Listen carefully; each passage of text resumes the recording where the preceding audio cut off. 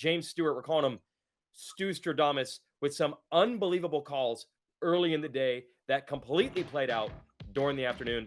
So here's our big interview. We'll bring James Stewart back from Thunder Valley. Yes, that's right. I'm going to try to get this right. Stewstradomus. Our big interview this week, we're going to drop in James Stewart here in the middle of our 30-second board with Jason Thomas. So, crazy predictions at the beginning of the day. We'll talk 250 class in a moment, but I got to go right at the top. You were talking about privateer motorcycles on this type of track maybe being better than factory bikes. I've never heard anyone say that in my entire time around this sport. Time Master Pro didn't win, but his bike was darn good. Yeah, it was. And I saw it today when we first saw it. We saw Derek Drake. That was kind of the first sign. But, yeah, you just kind of watched it. And we saw this. Well, I saw this coming in Supercross, you know, with Justin Cooper, Josh Hill.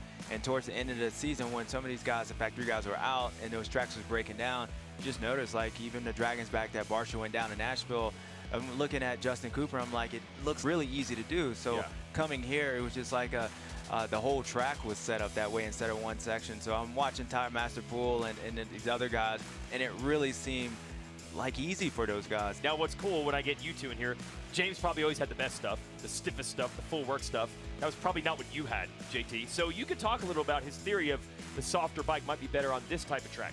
Yeah, and I'm going to bring in the Nostradamus part of this. Oh, nice. So I was more on the Jet Lawrence is going to win today. That was my big prediction. Correct. I didn't have all of this insight about privateer suspension working so much better, which was brilliant, by the way. We saw that work all day long. But it is a thing, and I know from my own personal preference and what made me feel comfortable is running a really soft setting. And I had other guys that were better than me get on my bike, and they couldn't even ride it because it was so soft, right? They felt like they were going to crash. Every time they got deep in the stroke of the suspension, they felt like they were going to crash. So it's just a personal preference thing, and I think the higher you climb the ladder and the faster you start to go, the stiffer you need your suspension to be. Every little bump, every little rut, it gets transferred up into your body, and the bike's really not absorbing a lot of things. You could notice that. So I think a lot of the chassis engineers are probably going to go back and look at settings this week and say, okay, if we run into this same situation down the line, how can we help alleviate that? Yeah, but James, you said it's not as simple as, well, why doesn't the Coway team or the Honda team or whoever run a privateer type soft setup? You said that's such a big change, you can't really just snap your fingers and do it. Yeah, what Jason just said, he's like, other guys got on his bike and they couldn't even ride it. Yeah. So imagine coming here at the racetrack and trying to make that change. It's not only just, you can't just soften the thing up, because now with the factory suspension, the springs and all the different things in there, like the clamps, all that stuff makes the bike rigid. So it's not even just making the fork softer. One of the things with having a factory bike is once you do start going to that higher speed, you start getting into those gnarly G-outs, those things that the stiffness, when it hurts you here, it saves you in other spots. You know, all the riders, including myself, we fall in love with these bikes because we get to ride a chance to ride the stock motorcycles because it's really comfortable, it's fun. But then you start going out and you start going fast, that thing starts moving. So they're going to have to do a lot to change it. It's not just the suspension. Well, I think it's going to be really interesting because you're going to have riders asking impossible things of their engineers this week. And I think a guy like Cooper Webb is going to be like, hey, I could barely ride my bike to second moto. I was really struggling. How do we get better from here? So I think that's where and we're going into a track that could shape up very, very similar to this next weekend. Yeah, for sure. Yep. But I think it's important for a guy like Cooper Webb not to fall into that because, yeah, you might be able to race against and it might be more comfortable, but I believe actually Cooper ended up going slower because the reason why Ty Masterpool is comfortable, like he's used to riding that bike reacts a lot of different ways. And then, okay, if he's comfortable doing that pace, it's still a different level at Jet Lawrence, and I think those guys are going to have to pick up a pace to be able to do it. Look, I wanted that. I wanted a bike that moves softly but hold up, but I had to choose, so I just went the opposite way. I went really stiff. JS would have struggled today.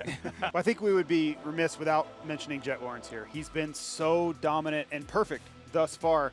So my question to you is, you've been in the spot. You're ripping off moto wins and no one seems to be able to touch you. How do you continue to challenge yourself during the week? Because I think that's going to be very important for Jet to keep developing. You know, Supercross 2024 is not going to be this easy.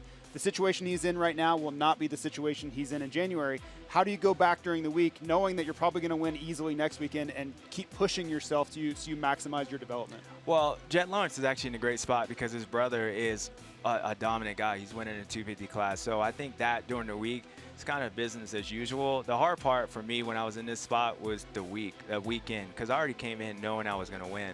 This is why I start racing for minutes. You know, I started trying to get a big gap. Even if Chase Sexton comes back, I think he's feeling to a point to where, look, I'm confident. So now until Chase comes back and you get that competition, you're going to start probably seeing that gap go up, because now he's going to start racing for a different one, and it's going to be difficult for these other guys.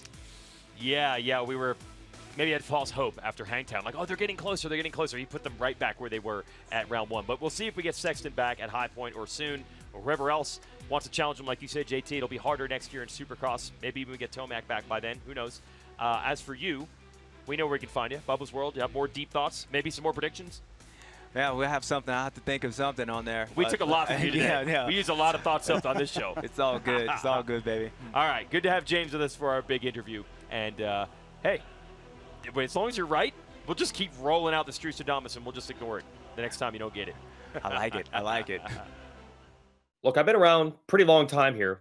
James saying, I think this is going to be a track where a privateer bike is better than a factory bike. I've never heard that call before. He was on it. It paid off. And not just with Masterpool. Look at some of these other guys. Grant Harlan, if not for Masterpool, we'd be talking about what a great ride he had. He battled with Cian Cirulo all day, and they weren't too far behind Cooper Webb. And Webb's healthy. Webb was second into the first moto. Unbelievable what these guys are doing, JT. Yeah, and I love the part about Stu, because for years we heard about how much studying he would do off the motorcycle. He would go back and watch these old videos and even stuff like Moto World going back 20 and 30 years ago. And I think this is one of the first times where it's really played out. He made a call early on based off of things he's seen in the past, analyses he's done in the past, and also putting his race experience into that. And it could not have been more relevant than it was on Saturday at Thunder Valley. So if you're ever wondering if a guy like that knows what he's talking about, or if he's just talented at riding a motorcycle, I think that was proof right there. What do you think when you see all this? That we mentioned the Wildcat Racing team, Lorenzo Lacurcio around the top 10, Jose Butron with him at a couple of rounds around the top 10, Harlan in the top 10. It's been, obviously, we know the injuries are there, but now these guys are creeping closer to the guys that aren't injured. So what do you think when you see this? Well, of course, we know the injury factor is there, right? There's a little bit of a lack of depth in this 450 class right now. But as you mentioned, these guys are gaining confidence. And if you had asked both Grant Harlan, Adam Cianciarulo, a mixture of these guys, if they thought they would be battling at any point, even Ty Masterpool, you say, hey, you're going to be giving Aaron Plessinger all he wants, chasing a podium down in the 450 class this season, he would have probably said that's unlikely. But here we are. And I think the more that it happens, the more comfortable they get with racing these guys, the less intimidated they'll be, and the more parity we're going to see. So for the privateers, it's a great development. I'm sure they're loving it. For the factory guys, just like James said on the weekend, they hate this development. They hate every part of it because they want that elite status, that factory level, and that's why they get paid so much money, is to be that level of racer, and they don't want those privateers infringing on any of that. So yes, it is a friendly rivalry, but it's really great to see these two different just classes of racer, and their daily lives are so much different in how they have to go about this. But on race day, hey man, they're battling it out there, and it's we're the benefactors of all of that. Yeah, I think the factory guys, they respect what those dudes are doing, but they would like it to stop right now. Like, get out of here. Get out of here. Time to wrap this show up. We are headed to High Point. You can watch everything on Peacock all weekend, starting at Race Day Live, presented by motorsport.com. That's 10 a.m. Eastern, and then the motos start at 1 p.m.